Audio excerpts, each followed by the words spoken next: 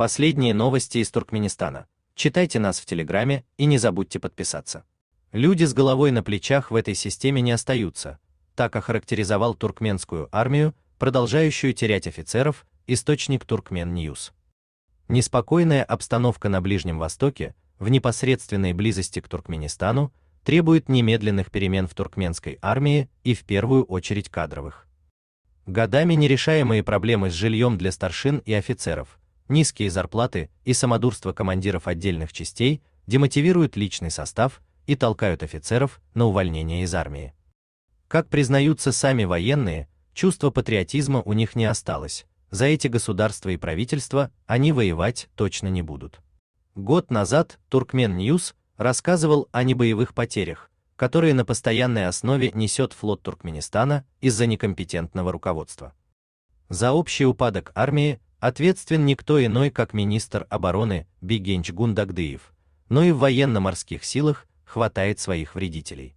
Командир воинской части в Горши Агапина Сатлыков видел свою главную задачу в разорении запасов топлива и вымогательстве взяток за выделение жилья офицерам и старшинам. Он даже покрывал рыбаков-браконьеров. За взятку ловить можно было где угодно и что угодно, без взятки не пускали даже в разрешенные места. Однако несколько месяцев назад этого человека наконец уволили, но не из-за фактов коррупции или профнепригодности, а за то, что вызвал недовольство министра обороны. Гундагдыев приехал в часть, а командира по какой-то причине на месте не оказалось.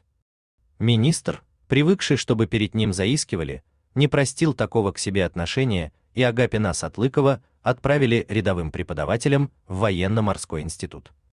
В части рады его увольнению, но плохо то, что давно назревшее решение было принято только тогда, когда было задето эго министра.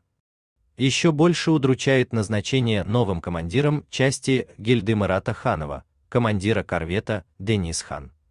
Об этом офицере Turkmen News тоже писал, причем как о главном подельнике Сатлыкова. Ханов известен тем, что регулярно издевается над подчиненными, например, вынуждая их работать по 12 и более часов.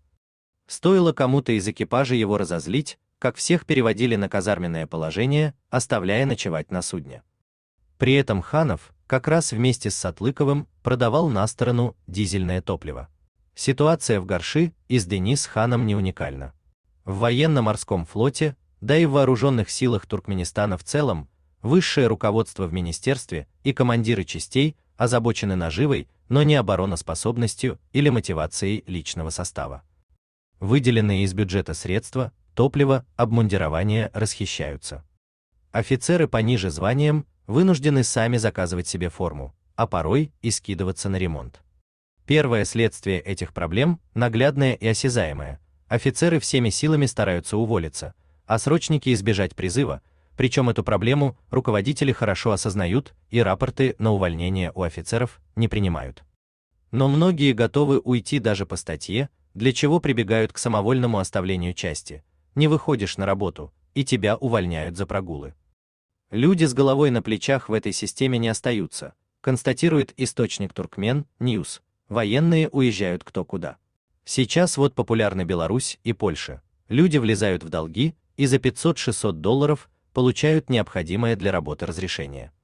Поработав на новом месте пару-тройку месяцев, можно отбить эту сумму и начать отправлять домой живые деньги. Конец цитаты. У вас есть что рассказать? Пишите нам в секретном чате Телеграма. Мы никогда не раскрываем свои источники и гарантируем полную анонимность. А если вам нравится наша работа, поддержите нас, становитесь нашим спонсором.